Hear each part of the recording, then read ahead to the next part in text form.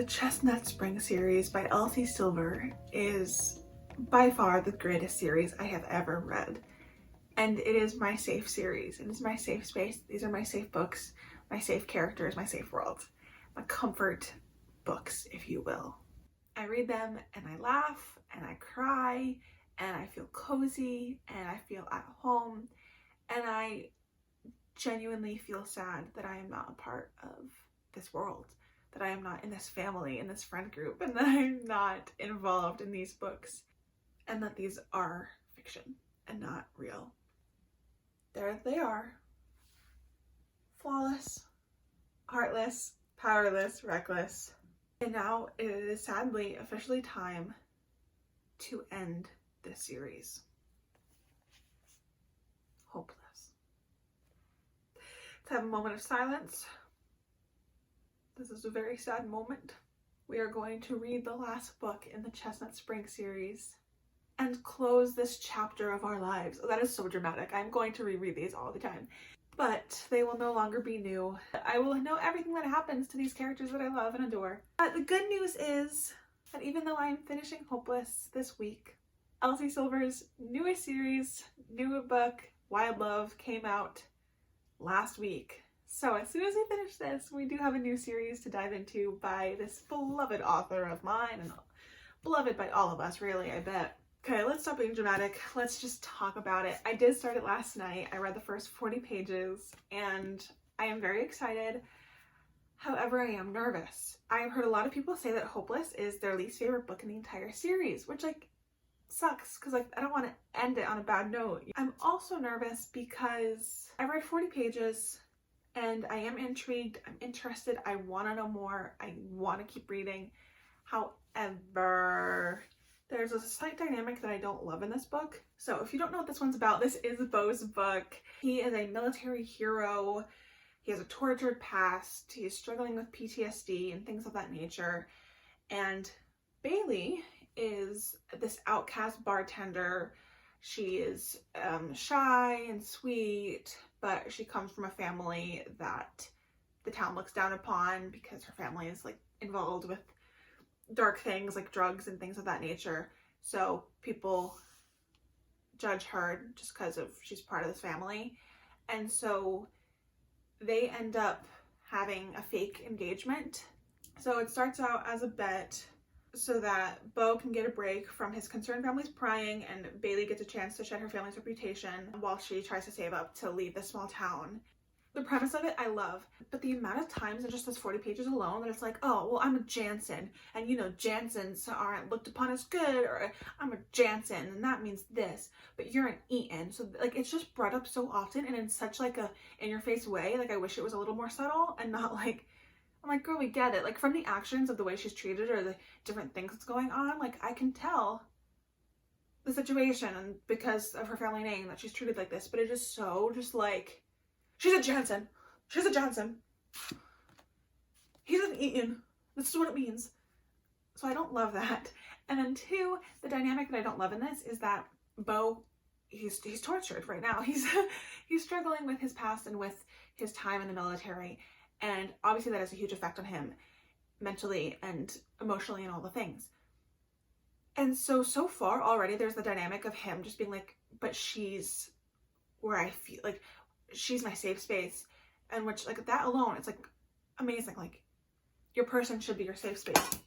Oh no, my bookmark fell out. But so far, because of how much it's kind of brought up of oh, I don't like being around my family because it's all these questions or these concerned looks or whatever, but I see her across the room and I'm gonna feel something when I'm with her, or all these, and it's sweet and I want to enjoy that, and I on paper, I guess not literally, but on paper I do enjoy that, but I'm worried that it's gonna put so much pressure on her to be what saves him.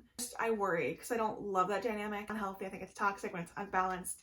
So I'm hoping that she, her stuff gets brought up and then they become a safe space for each other equally, but also not being the ones that have to heal or fix or save each other, because that's not a good dynamic. That's not healthy. It's not. So I'm a little nervous, but let's keep reading this and see where it goes. And I hope that my concerns are no longer concerning as I read. It is the next morning and I am about 160 pages into Hopeless. I read a little bit last night at Barnes & Noble, and then my friend came over last night and we just read. So I thought I would update you with some of my thoughts. My earlier concerns about it being like an unhealthy, toxic dynamic of him suffering and just relying on her to fix him and save him. My concerns are mostly alleviated. I think I'm using that word right. They're mostly gone because now that I'm further in, it doesn't seem like he's relying on her to fix him, just that he enjoys her presence and kind of feels some peace and goodness around her.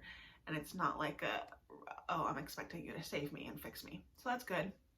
It also doesn't seem one-sided anymore because now we know a little bit more about her and more details about her story and her struggles and what she's going through. And then seeing also her kind of leaning on him because he's also her safe person and safe space, even though they don't like fully acknowledge it, but like we know. I wish we had more time with them during like, there was these few weeks that they kind of spent time together, but it's kind of like glossed over. It's like one of their first interactions, and then it's like, oh, we've been in this pattern for a few weeks, and then it's seen after a few weeks. And I wish we had a few scenes like in those weeks to help me like develop that friendship, relationship, and attraction with each other. But other than that, I am really enjoying it. Honestly, Beau isn't what I expected him to be. I don't know what I was expecting, but we see that he's not exactly the happy-go-lucky guy that we've seen in the previous books and what's really going on. I don't love the age gap between them. He's 35 and she's 22. And like that, like I don't mind age gaps in romances, but I feel like she's not too young to be, like she can be with a 35-year-old, that's fine. But I like do wish that she was a little bit older. There's just some moments or scenes or comments that I'm like, I don't like that. There was the who did this trope to you, or there was the who did this to you trope, which I love. We finally got into the plot of them being fake engaged. Things are getting interesting and fun, and I really just want to keep reading. Like I am in a reading mood, so let's get to it. I don't remember where I was in the book last time I updated you this morning, but I am at page 348, chapter 36. I have less than 100 pages to go. I feel like you're so high. Hold on, let me lower you a little bit. Get on my level, guys. Come on. I'm gonna stop here because it's a little past midnight and I have to get up early tomorrow morning. So I'll probably finish the book tomorrow, which is great. But I'm not loving it. I'm not. I think a lot of my thoughts earlier have stayed kind of the same. I've obviously gotten further into like their relationship and I'm just not feeling it with them. I don't feel connected to the characters. I don't feel their love. And I mean, maybe that's just me. I don't know. I don't always know in a book why I feel like the characters love more than I do with other books. Sometimes I do, sometimes I don't know why. But this one, I don't feel it. Like, I don't feel like I'm in love.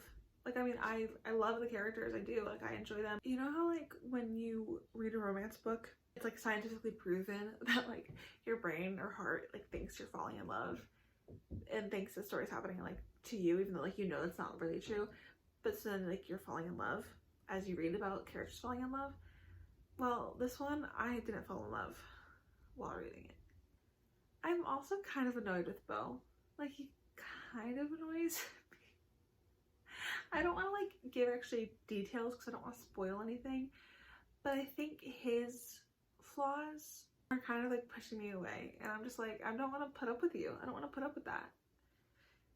But there are some flaws. I mean, every character in person is flawed, so of course all my book boyfriends have flaws, but they're flaws that I adore or can put up with, and I don't feel like putting up with him, even though like he deserves grace just like everyone else. I'm kind of sad that I'm not like obsessed with it because it's the last book. It's the last book. Why am I not obsessed with you? I want to be. I really want to be. It just doesn't feel magical like the rest of the books do. I have a little under 100 pages left. I have 2 hours before I have to go to work. So technically, if I just like went for it, I could finish this in time before work, but I just don't feel like I'm rushing. You know what really sucks? This is the last book in my favorite series I've ever read, and I kind of just want this book to be over, but also that's really sad because then the series is over and then it's all done. I'm so shocked that I feel so like mid and like mediocre about this book. It's just like, it's okay, it's fine, it's just not, it's not flawless, it's not heartless, it's not powerless, and it's not reckless. It's hopeless. Get it? Because it's hopeless. This book is okay. The book isn't hopeless because it has something going for it, but it's just not. I feel like it's just not reaching the level of those other books for me. You know, I'm kind of confused about what the conflict is. What is the plot? Because I feel like aside from like what we know in the back of the book about why they chose to be fake engaged and the fact that they get fake engaged, we don't know anything else. And I'm 350 pages in, and that's kind of all that's, like, nothing has really happened. I mean, their relationship has, you know, their feelings for each other have changed and grown, but plot? I feel like there's not much plot. Is that just me? I feel unworthy in the most profound way, but I want to be worthy. I feel desperate to be. Okay, that was a good line. Where is my pen? I need to underline that. I like that. As he should be desperate to be worthy of her. And as he should know that he's not worthy of her. Okay, so there's just been like a reveal, like chapter 38, 39. And I don't want to spoil anything. The person who has learned of this new thing that was being kept kind of hidden is acting very shocked and kind of hurt. I mean, I still have to keep reading to know more, but I'm also like, I don't think it's that big of a like, oh, it's a shock because you didn't know, but it's also like not that big of a deal. Oh, okay. What? Why is this a big deal? Why is this a big deal? This does not seem like a big deal. What's the big deal? I don't get it. In fact, I'm kind of charmed. It feels like I was just a pawn in some stupid game. What game? What are you talking about?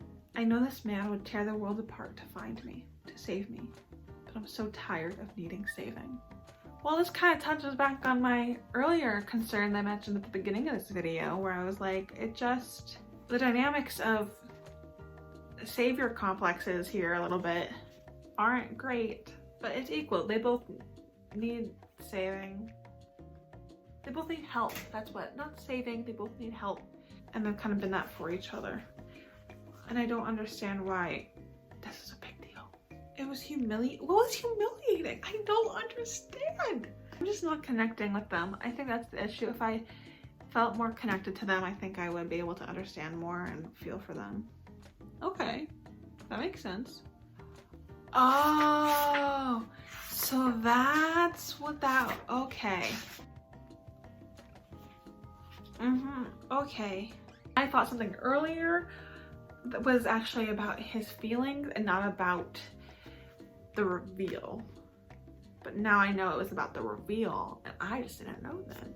Now that it's kind of been explained why there are hurt feelings, I understand it. I don't like fully agree with it, but I can understand it.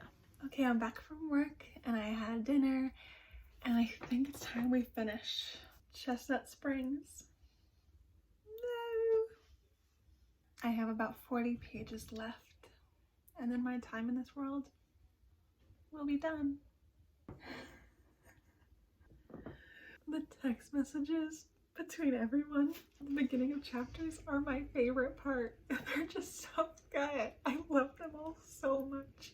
Like, they encapsulate the characters and the family so well, and it's so funny.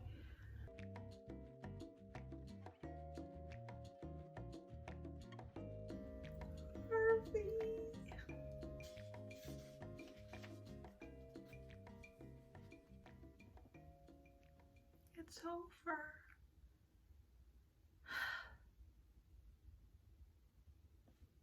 It has been a few days since I've last spoken to you. A few days since I have finished Hopeless by Elsie Silver, book 5, the final book in the Chestnut Springs series.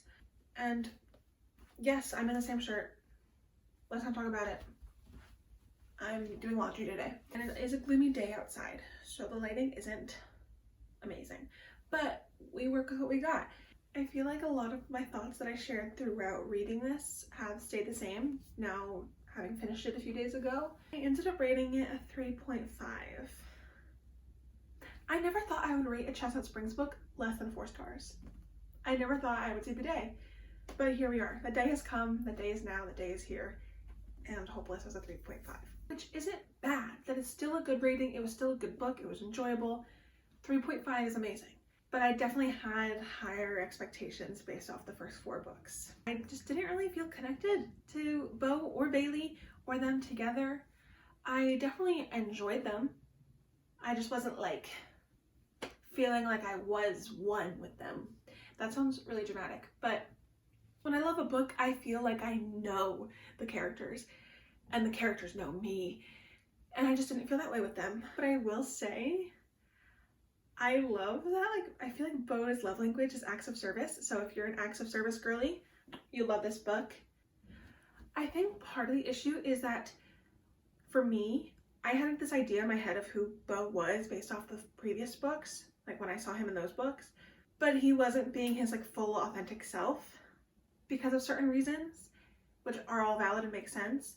But when I was reading that, I didn't know that, and I just thought he was this certain type of guy, and I really was excited to read about that type of guy as like the lead in his own book. But then I read his book, and it turns out he's not exactly like that normally. Like, part of him is, but also not. So it's just, he was a different character than what I was expecting. So I was kind of let down a little bit. I don't know. I still loved it though. If this was a standalone and I was just like, oh, I'm just gonna read this one book called Hopeless that's about this guy named Bo and this girl named Bailey and they're getting fake engaged, and I picked it up and I read it, I probably would have loved it more than I did because it was the end in the series, or even just in the series at all. But now we've completed the Chestnut Springs series. I could be wrong, I have to look into it, but I'm pretty sure there's a book or a series that follows Violet, I think. I could be wrong, but I feel like I've heard that somewhere, so I have to look into that, and then I'll definitely read those books. And then Wild Love, I can't wait to read that book and the rest of the books in the series. Don't know when I'll get to it, but hopefully soon. But now they're all together. Look at how beautiful. I love the colors of this series. It's so beautiful. So a recap of this series, I rated Flawless a 5-star. I love Flawless. I want to reread it because I don't remember it super clearly, but I loved Flawless, 5 stars. Heartless, I think 4.75. 4.75. I was in a book slump, and then I read this book and it reminded me why I love reading. It was such a beautiful moment. So 4.75. Powerless was a 4.5. This was in my reading 5 romance books in 5 days videos. And I read this just in one day and I loved it. It made me cry, it made me laugh, it was wonderful. Reckless was in my 24-hour readathon and I gave it a 5-star. I loved this book so much and I felt so connected. Again, I laughed and I cried and I felt one with this world. And then Hopeless, rated it a 3.5. I'm glad I read it, I enjoyed it, I don't regret reading it, I had a great time. I still love this family. Part of me wishes that there was like an epilogue book. I don't typically like a whole book that's like an epilogue in a series, but I would eat one up with this family. Eat it up. So taking all those ratings, adding them up, dividing them by 5, the average rating for the series is a 4.55. So this is an amazing series. I love you. I love you. I love you. There will never not be a day that I'm not sad that these people aren't real and that I'm not in their family and friend group. There will never be a day where I'm not sad about it. Never. Thank you for joining me as I finished this amazing series. Let me know if you've read Chestnut Springs, what your favorite book out of the series is, and I look forward to seeing you in my next video, which I'm going to start filming right after this. Bye!